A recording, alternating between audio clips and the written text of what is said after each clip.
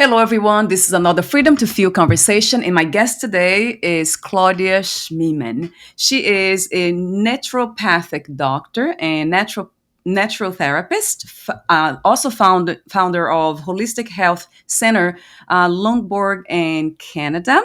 Claudia has an extensive training in holistic health and is certified in counseling, psychotherapy, mental training, hypnotherapy, craniosacral therapy, homeopathy, traditional Chinese medicine, acupuncture, nutrition, biological and functional medicine, naturopathic medicine.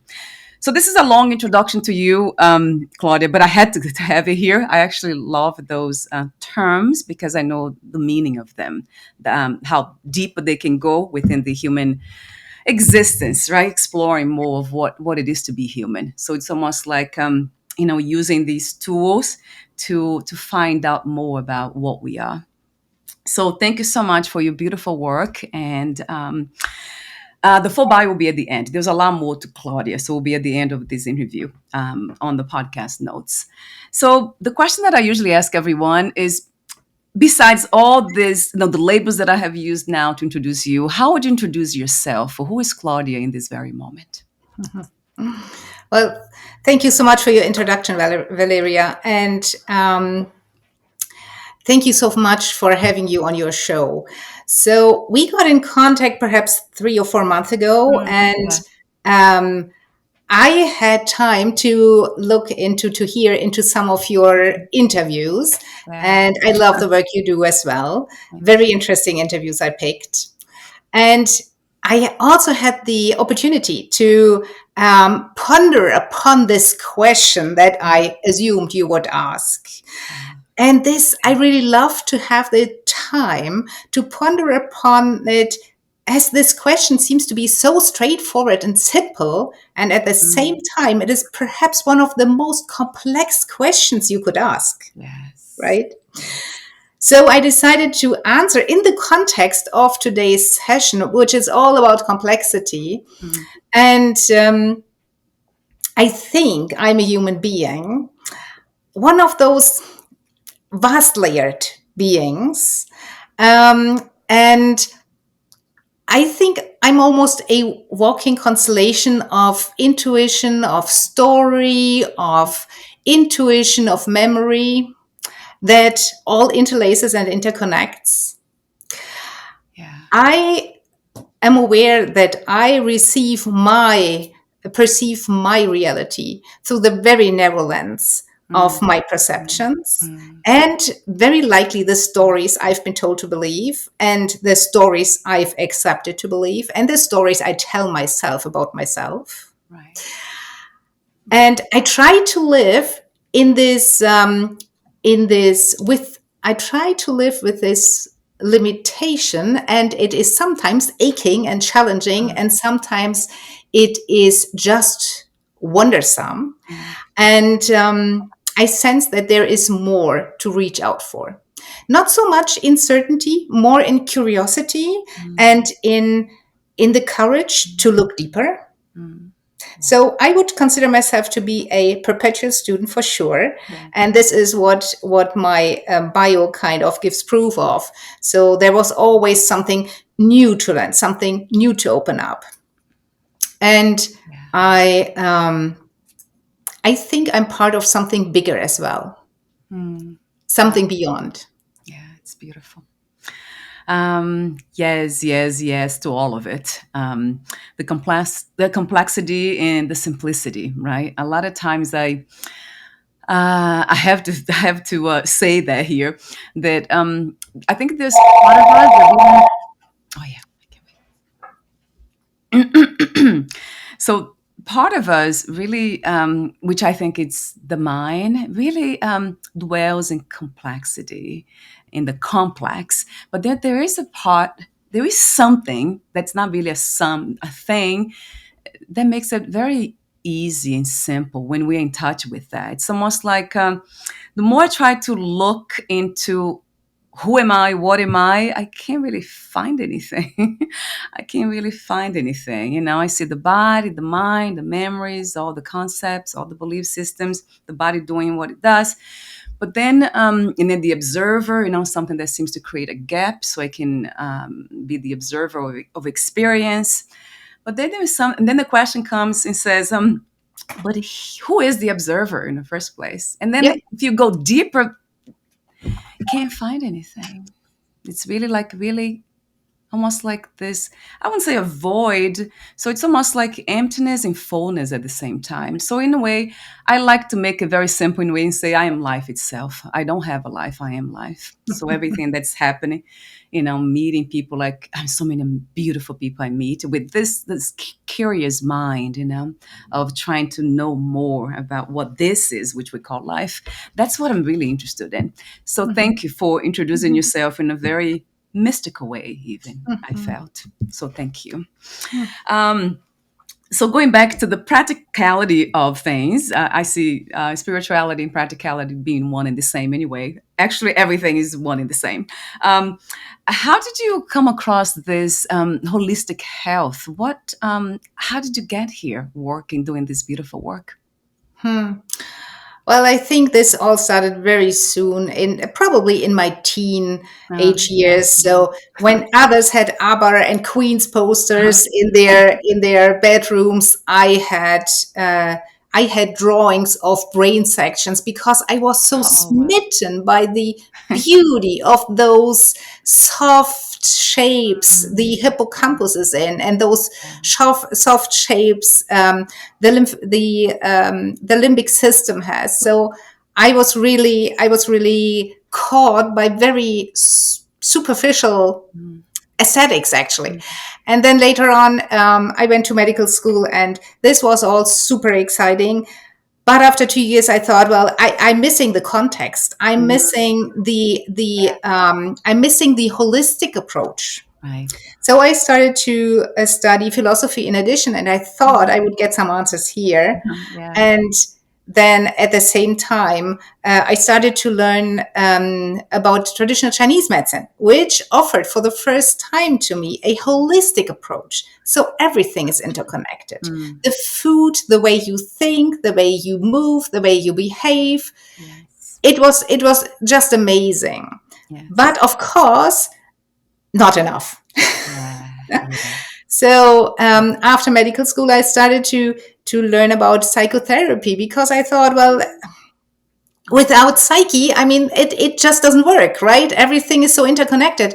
And I grew up in times when there were still psychosomatic fields, which we today don't call in this way anymore, because we learned that everything is interconnected. We can't separate psyche from soma. So, and well, in this context, of course, I learned about hypnotherapy, which is so beautifully working with the plasticity of the brain and our constant ability to readjust, to improve, to change, to change also in terms of how to deal with trauma. And Right. we can work with it, we can change, Right.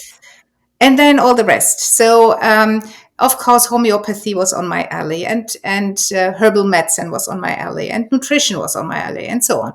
And I think there is no end, right? Yes, yes. I Yeah. love that, Claudia. So you are an explorer of life, right? I see that. You just naturally you've been doing this. It's something Mhm. that's coming natural. I love that word, the word naturopathic. I know there are different pronunciations, but I kind of pronounce naturopathic, natural, because it goes back to nature, doesn't it? Mhm. It's how I feel like we are not separate from nature. We're not separate Mhm. from anything.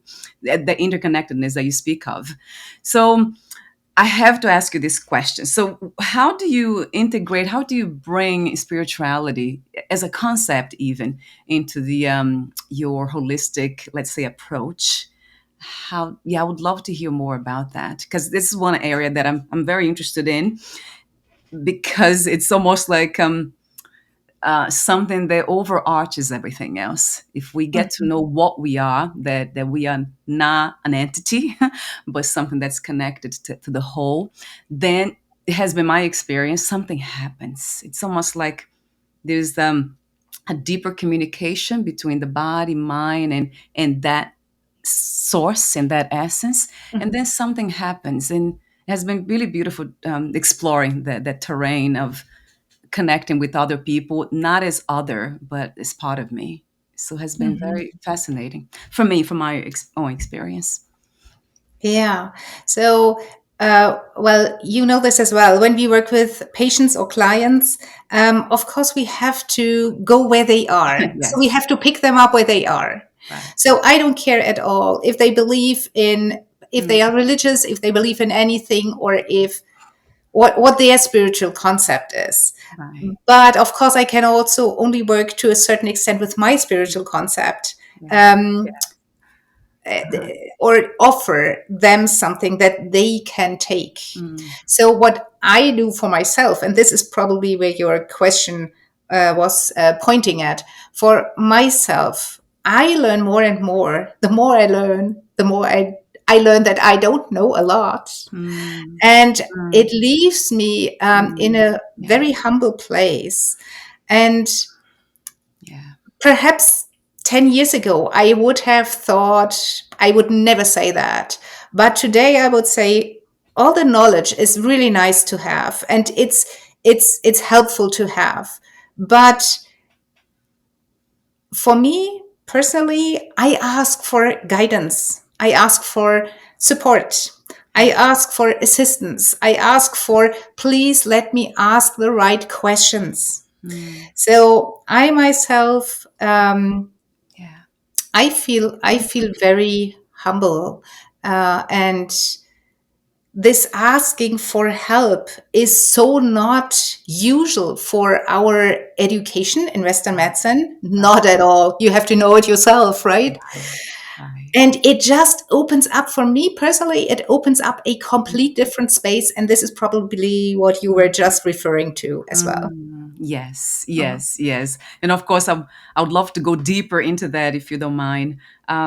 Yes, so you mentioned intuition earlier. So is that part of that system or that communication system when you speak about asking for help and listening? Is that intuition what you, and I would love to know what intuition is from your perspective.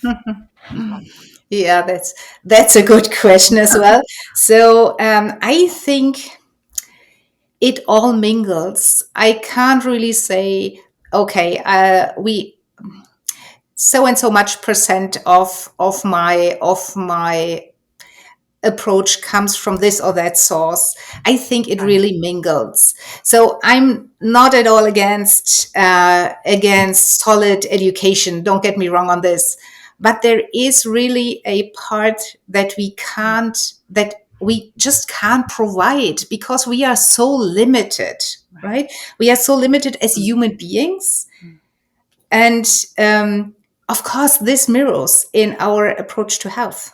Yes. Yes. Yeah. It is so true what you said. You use the word humble, right? Being humbled by how much we think we know, and then how limited is the knowledge that we think we have, or the knowledge we have really. It is real. We know a lot. Seems like we have come to the point of a lot of knowledge when it comes to how the body works.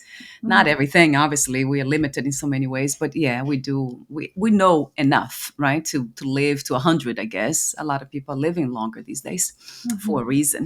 But yeah, there's something about the mystery of, yeah, of life itself, in the sense of, for me it comes, the translation is almost like support. It's something that supports itself. So life, it's like nature, it's always supporting itself, nurturing itself, almost like helping trees, helping one another to Mhm. survive. But you see, in the human world, we don't see that happen naturally. For some reason, it used to. I I heard, some civilizations that they used to be in harmony with oneself and then the environment. Others, it was this beautiful kind of dance of interconnectedness as a practical kind of way of living. And then we have forgotten that, and now it seems like we are returning to it. Do you feel the same way? I think there are some tendencies that hint towards it. Yeah, yeah. So I think we always have to consider we live in a dual world. We can only understand and perceive our reality, our world, in a dual way. So Right. there is no black without white. There is no good without bad, and the duality comes with judgment right away, right? Yeah. And with comparison Yes. and judging and um, comparing, these are brings us sometimes into difficulties. Oh yeah. And Yes. yeah, so nevertheless, I think yes. The do you remember this movie Avatar, which Yes. was probably the most successful movie of a lot of those mainstream movies? Yes. And it showed a little bit a glimpse of this interconnectedness with nature and this the I mean, the questions comes up, in which way are we anyway separated? We think of our bodies as being closed containers with two little holes to inhale and a mouth to put something in, and perhaps some other exits to get something out, and our ears. Right. But are we really this container? Are we really that separated from our environment? Yes. Very likely not. And if you don't mind, I will take it a little bit further. Yes, please. Yeah. So, I mean, just imagine you have plants behind you. Those plants send out O2, they produce it. You inhale those molecules and you exhale CO2, and your plants will luckily take it up because that's their food, Right. a part of their food. Right. So actually, we could say we are interconnected with plants always, plants that surround us. But moreover, when you look at the fact that only a half to a third of Valeria of Valeria cells is really a human cell, that means half of you to two-third, one-third, two-third of you is not human. Right. So Right. that leaves us in a place where we have to admit, okay, actually we are a kind of zoo, Mhm. and Yeah. we could not live without those microbes. So our skin would not work without tons of microbes on it that would keep everything in balance. Mm. We could not process food without a ton of not a ton, it's 5 to 6 kilos, depending on what we are talking about, an adult human being. Yes. 5 to 6 kilos of microbes that do the whole digestion for you. Amazing. So we are not as separated as we sometimes think. Mm. Every perception that reaches your body, everything you hear, you smell, you taste, you touch, everything alters you instantly. Yes. Even when you hear a word, within the blink of an eye, the biochemistry in your body reacts to it. Right. So we are, in a way, so much more translucent and so much more interconnected to just everything. Yes. Thank you for saying that. And I do, not, it's beyond thinking even. It's so natural. It comes very naturally. Now, of course, the last 20 years, that what makes the perception of separateness is really happening in the mind, right? It's a thinking, it's a belief system. Yep. So we are kind of, it's thinking that's separating, that's creating the idea, the illusion of separation. Oh, I am separate. But if you really explore, as you just mentioned, and going deeper into about oxygen, it's part of this is the earth, it's part of this reality, and we just take that away, and then there's no you here, there's no, we don't exist, I mean, as a in the body. So Yes. There's no separation. And I say that I know you as a scientist, because you're more like in the science, perhaps you won't make the statement like that, but because I'm more, it's coming from my experience too. It's kind of so obvious to me that everything is one. It's almost like one dance of existence. So we're existing things within existence. There's Mhm. no separation at all, but the mind thinks so, and that's I think that's what creates suffering, really, Claudia. That's where all the Mhm. suffering, or most of it, comes from. It's our misperception, misunderstanding of what we are. But anyway, gosh, I could go forever. I want to get to the to your work and how. Do you want to make a comment about that just before I have all these other questions? About this suffering. Yeah, well, the suffering is part of duality, just as it is, right? Right. So we could not feel happy or joyful without knowing how the opposite feels. So Yes.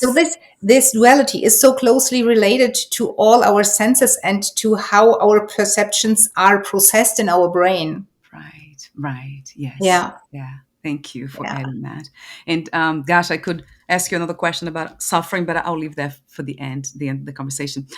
So a lot of this question is, I mean, it's very obvious to me the answer to, but I will ask you, just for those who are not familiar or are still are curious about holistic health, talk to me about the why, adopting that as not just let's say a method for some form of healing, but as a lifestyle, holistic health. Mm.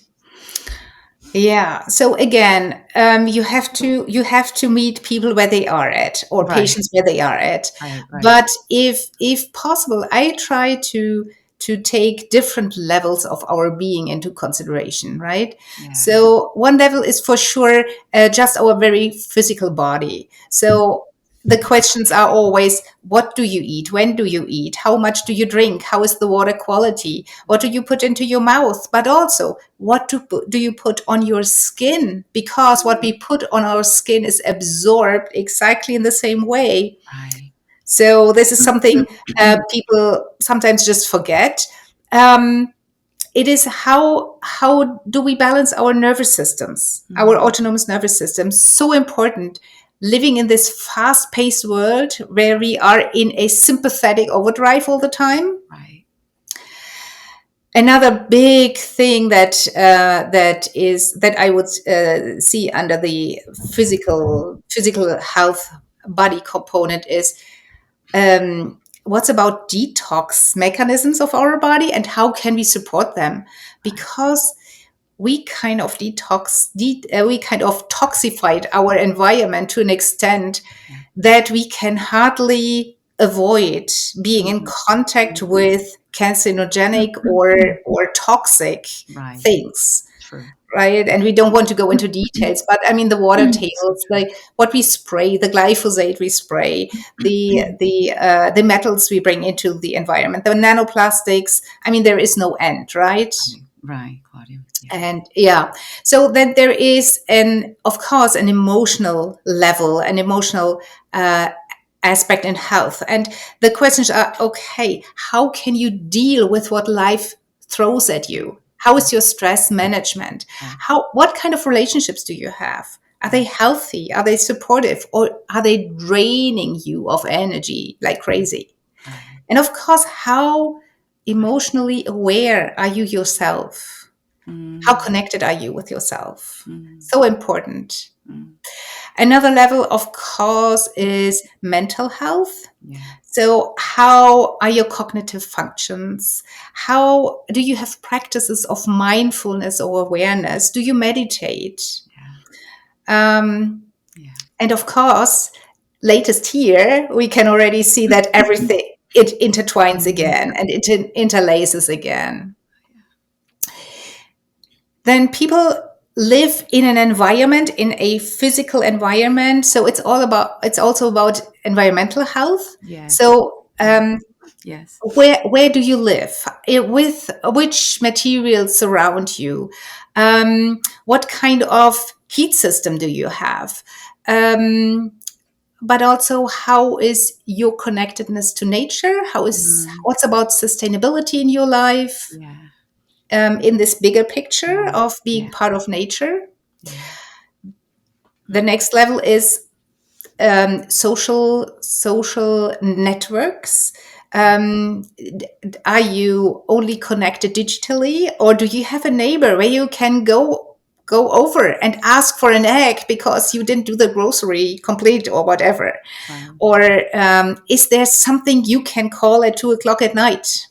Yeah. So what kind of relationship, what kind of social network are you living in, and how supportive is it?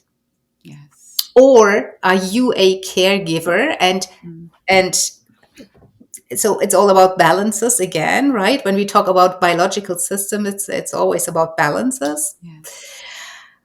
Of course, there is one point which is energetic health. Mm. Like, do you have any practices? Do you have a daily rhythm? Do you have daily rituals? Mm. Do you have an opening ceremony for your day? Do you have a closing ceremony for your day? Oh, Um, do yeah. you have annual rhythms? And so on, because we are, as human beings in this incarnation, we are connected to rhythms like within our body, and in, of course, also in the environment we live in, like seasons and so Yeah. on, but also traditions. Yes. And this is so important. I just read a paper about journaling, and I mean, we all know that journaling is a nice thing to do, Yes. Yeah. but um, they did a study, and they asked people to journal at nighttime only on positive things. Right. And they found out that when they do it on a regular basis, people really improve their immune system. Mm. They scaled it. They are in better mood. They are more ready to serve others. Right. They are. It just improves so many positive habits. Properties, Yeah. and even the immune system, which was amazing. The outcome was Mm. amazing. Yeah. And I thought, well, if it's really that easy to improve your immune system, actually, we should learn it at school. Yeah. Right. So last point in my on my list would be what's about lifestyle and purposes. Um, we human beings have a hard time to live when we don't have a purpose Right. of being in our life. Right.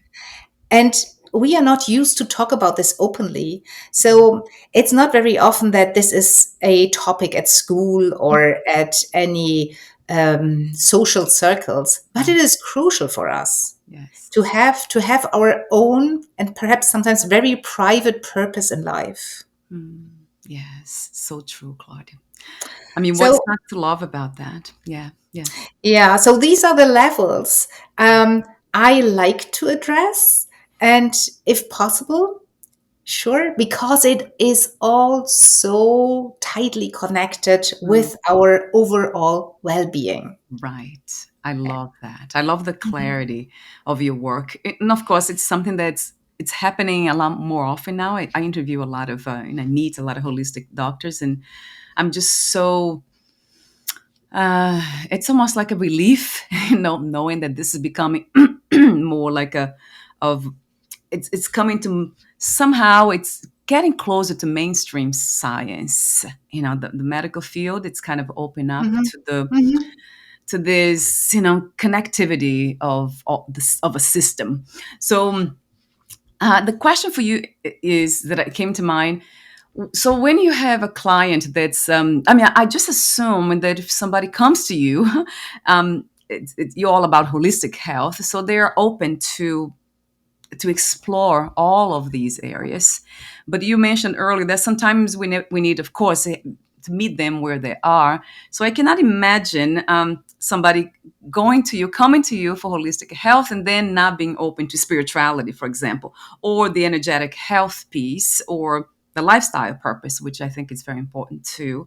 Does it happen? And um, what's the progression? Like, do some people start with the physical and then they progress into emotional and then mental, or there's no actual linear, let's say, roadmap? It could be you could end up starting anywhere and ending anywhere. Exactly like that. So, well, I most people I work with are grown up in Western societies, and this leads us and shapes us in a special way. And it's always a kind of safe territory Yes. to start very physical, right? Yeah. Right. True. So there Yeah. is a pain when I lift my arm or something, Yeah. and it's a little bit of a common ground. And you used this beautiful picture earlier talking about this dance of life, and in a way I think this is when two human beings, two of those vast layered open systems meet. Mm. This is what best case scenario happens, is that one starts to move and the other can take it, right? And Exactly. then you start to move a little bit more together. And best case scenario, it becomes a dance both are involved in, and it has something enlarging, unfolding, Yes. and Yes. then it can go anywhere. Yes. Beautiful. I love that too. I love the analogy of a dance, right? Mhm. And I usually think about even if we are not really intentionally trying to dance that dance, life is already dancing itself. It's already the dance Mhm. itself. So we don't have a lot of control. I mean, we think we do, right, Claudia? How do I control this area of my life or this one? It's already part of the symphony. I love the way you said that too. I think there was an article that you used the word symphony there, the word symphony. There's something that you wrote. I don't have it here. I don't know why I don't have it here, but yes. So I don't think we are really. It's not even a thing. Yeah, I don't think we are in control of pretty much anything. Mhm. We do Yeah. think we. It feels good, right, to think that we do, and I think that's what it is. And I Um, think if I may add, yeah, yeah. I'm completely on your page. But I also think there is importance for us to have the feeling that we are in control, at Mm, least to a certain extent, yes. because otherwise, feeling lost doesn't feel good. Mm, yeah. So the opposite of being in control would perhaps be um, being interwoven into a whole net rather than being lost. Right. But I mean, there is always development possible, right? There is always space for improvement. Yeah. Yes, yeah, that is true. Yeah. That's a very good point about the sense of control, and even within that, I think that's life's compassion. I'll give you a sense of control. I'll give you the ability to believe that you're in Exactly. control. But then, the spiritual path is the one that I have chosen. It's very much, um, it's the one that you completely kind of surrender that control, and now yeah, and it's not an easy one. So that the spiritual path is the one that I have chosen, has been a very not a fun one though. When it comes to not that sense of control, when it's not there, I have yeah, I've given myself to that experience too of Mhm. losing it completely. And, Mhm. and thinking that I lost my mind. Wait a minute, I think I lost completely. Now I'm gonna end up in the loony bin or some psychiatric hospital, and all that stuff. But and I think there's a fine line too between, and if you can stay on a path, then it leads to a beautiful place, Claudia, and it has for me, of no need for control anymore. There's no need. The mind is not grounded in that illusion anymore. So it's kind of open. And it's what you said earlier about curiosity. So now it's kind of open, curious, and playful. It's not really holding on to anything as as a destination or anything that's fixed. So it has been, even the most important thing is the identity. So that one I remember was the hardest one. It's just Yeah. finding that I couldn't find anything for that ground. Who is Yeah. controlling this experience? Who is God and all those things? And then finding out that there's really nothing there. But then nothing that I could call me, like Valeria, this identity. But then it blended with everything else, so it became a combination of emptiness and fullness. So it's just here where I am now, and it's beautiful though, and But it's still a challenge sometimes. But yeah, and I think those, I mean, the you find this in spiritual experiences, and and the beauty of them is that we feel that we get a just a glimpse of what it could be when duality just fades away. yes, yes, And yeah, it's also at the same time yeah. we know that we can't stay there, so Yeah. Yes, it's right. this The dance the again. fine line. I agree 100%, the fine line, knowing that there is more, experiencing from time to time this complete uniqueness, Yeah. but and being Mm. being in the presence and being in this incarnation as well. Yes, right. Mhm. It's almost like it carries some sort of a destiny of its own, right? When it Mhm. comes to the biology of this body, mind, the way it has been conditioned. So the conditions of body, mind, I clearly see just they're just carrying itself to its own destiny, doing what it has to do. Having this podcast, writing books, all these things that I do is just part Yeah, of that conditioning. So it's exactly. but it feels in alignment in a way. I don't know if there's such a thing as a. I mean, I guess the glimpse that you speak of non-duality. It's what I'm very interested in. I'm a student of Vedanta, which has to do with the Upanishads and the Bhagavad Gita. Those they. It's not really you're not really reading a book. It's almost like the book's reading you. Yeah.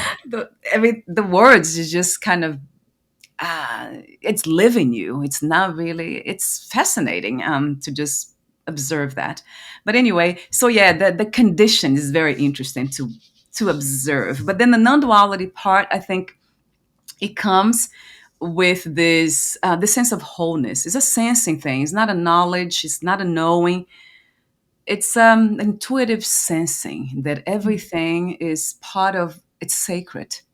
So Mhm. that's when everything becomes silent. Oh, I can hear the silent, finally. Mhm. Like I can hear the silence in your voice, silence. I can just hear silence everywhere. That Mhm. silence of sacredness, the Mhm. sacredness of life. Mhm. So it's beautiful though when when we're in tune with that. And I put myself in that position more often than not of listening to the sacredness of life. Mhm. So Mhm. thank you for being that sacred voice today. Thank you. Mhm. Yeah, thank you, Claudia. So I want to. Oh yeah, I want to mention that I love the blog. I went to your website. Mhm. And I love the way you say that. In a lot of your blog posts, they have the title of "Listen to the Plants," and then you have a plant, aloe vera, or it could be mulberries. And I thought it was beautiful the way you said, very poetic in that sense. Like listen to again, it's like listening to life, that connectivity that's here. It's not somewhere in the future or in lost in knowledge somewhere in our minds. It's actually very present, very real, very tangible. It's right. I mean, it's in us. It's right part of us. It's amazing how obvious it is. So I love the way you said that. I have to mention. I had to say. Thank you so much. Yeah. It's so Beautiful. much, it's so much easier when you try to give things a voice Mm, rather than write about it in a very scientific way that doesn't really touch the heart, right? right. Right. And I mean, there are amazing authors who know how Mm, to find the right words to explain scientific circumstances in a way that it really reaches your heart. yes. And sometimes it just needs different wording, That different way to express it. Yeah, that's it, Claudia. That's what I love the mind, what the mind should be used for. I know the word shouldn't be said, but anyway, yes, there's something about poetry and music that bypasses the logical, the judgmental, the conditioned Sure. mind, and just goes straight to where to the place that's open and it's listening, which we call the heart, but it's as a concept. But I think it's just the being, isn't it? The natural being Yeah. in all of us. So I also, something that caught my attention. We're almost at the end, but you talked, the article that you wrote about the illusion of knowing, how human complexity challenges medicine. So there you talked about the mind body connection, so beyond the physical, and you said the role of consciousness in health cannot be ignored. So that really caught my attention immediately when I heard the word consciousness. What is consciousness to you? Consciousness is awareness, and yeah. So, well, as you can hear, English is not my mother tongue, but I think awareness and consciousness I use almost in a very similar sense. Right, right, And it is where I turn my focus to, right. and what I realize and perceive without any alteration. So Mm, it's not about yeah, changing something, yeah, influencing something, manipulating something. It is just as good as I can yeah. try to be open to it. Right. Oh, I love that. Yeah. Yeah, there's something about the idea, right? The of consciousness and openness. And maybe that's why I use that word a lot too. Mhm. Openness, curiosity. Of course, we are. This is the mind speaking, but you know, in from what I come from, the tradition of about these things, learning what consciousness is, what life is, and all that. They actually speak of pure consciousness. So everything's consciousness. There's no really nothing that's not. It's like everything's life. So we cannot really separate and try to pick consciousness out of something. Everything is saturated with consciousness itself. But then they talk about the difference between conditioned consciousness, which has to do with belief systems and all, the traumas that we've been through, the stored in the body and all that. And then we have pure consciousness. So Mhm. that's the non-dual one that doesn't see Exactly. separation between anything. Like, it goes back, Exactly. yeah, to the same And thing. it's almost, well, this is kind of relates to the spiritual experiences. It is something that we can't stay in the whole time in, and Mm, that we can't really completely understand. right. This is like the Chinese Dao, okay, Dao, Mm, Fei Chang Dao. Does so the Dao we talk about is not the real mm. Dao. It is our idea, our limited perception of Dao. Yes, that's it. That's Yeah, it. Yes. Yeah, yeah. language cannot touch it. Right. And It this cannot. Yeah. exactly, and we can't express it. We don't have the words for it, and we can't really experience it in its wholeness because we are with our experiences bound to this body, the Mm, senses, and our brain, mm, and that limits us. mm. It does. It does, Claudia. I guess my um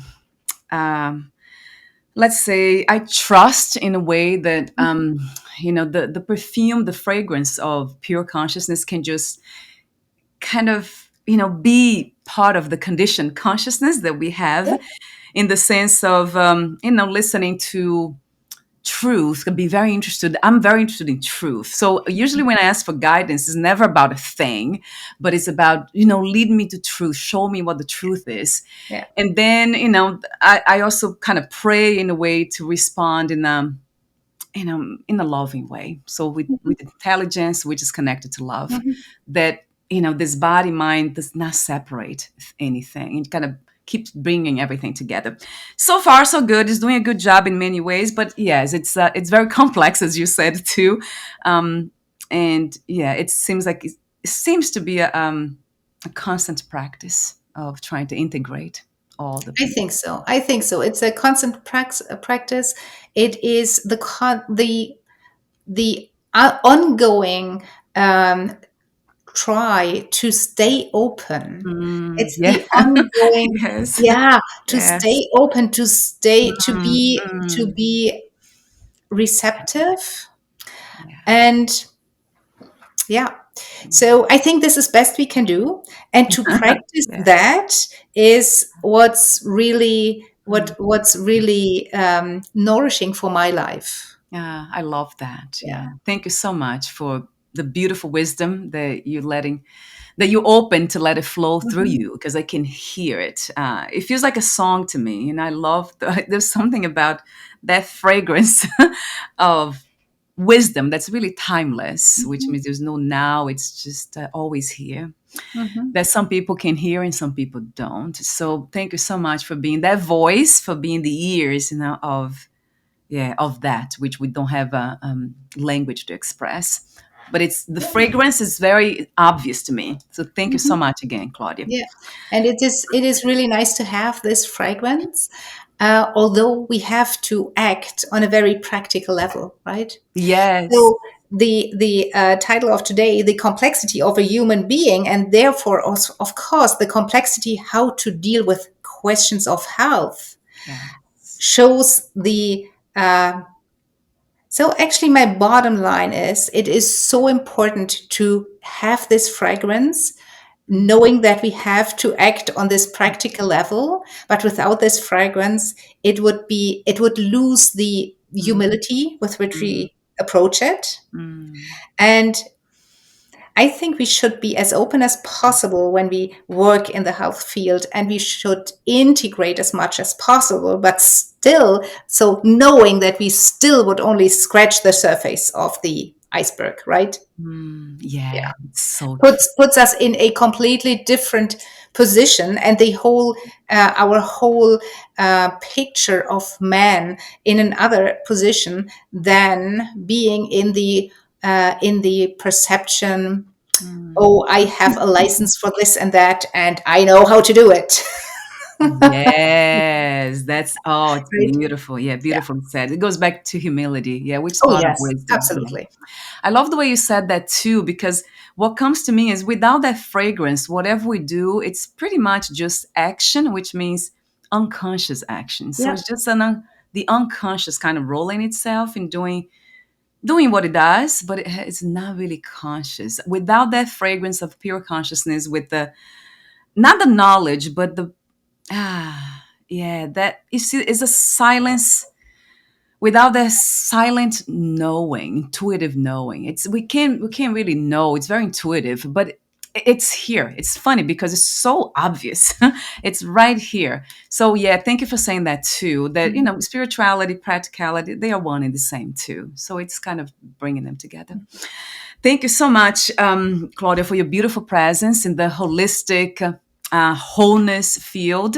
This is a very important one, and I really feel like it's growing. It's becoming more Mhm. evident now that we need to bring all the parts together in Yeah. order to, to build a different kind of system, because it's pretty obvious that it has not worked, right? Yeah. We are right here, and we are having so many issues of all kinds that we have actually been creating more problems than solutions. So thank you so much for the inspiration Mhm. and being part of that. Would you like to add anything? I want to mention your website. So holistic health.care will be clickable on our website in the podcast notes. Would you like to add anything else, Claudia, at this very end? I think I'm fine. Yeah, I should have asked you a question. No, no, no. That's all good. That's all good. I'm fine. I'm very grateful that I grew up in this very fertile environment in Europe, where all kinds of education and workshops and whatever I wanted to learn, I was able to get, and wanted to grow up in these times as well, right? So 100 years earlier, as a woman, I wouldn't have had any chance.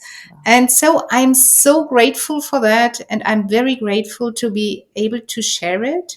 And it's my deep pleasure to to go my path and to develop further from moment to moment. And as we know, Valeria, your brain and my brain are not the same after this conversation Yes, compared to what they were before, right? Yeah, right. Yeah. yeah, Yeah. Oh yeah. gosh. Yeah. Like that's the beautiful. the beautiful thing about being open to life, right? As life itself. Yeah, that's exactly it. So Exactly. thank you so much again for your beautiful, beautiful, beautiful presence. And we'll talk again. We'll be in touch again, Claudia. Bye Thank for you now, so my dear. much. Thank you. Bye. Bye, Valeria.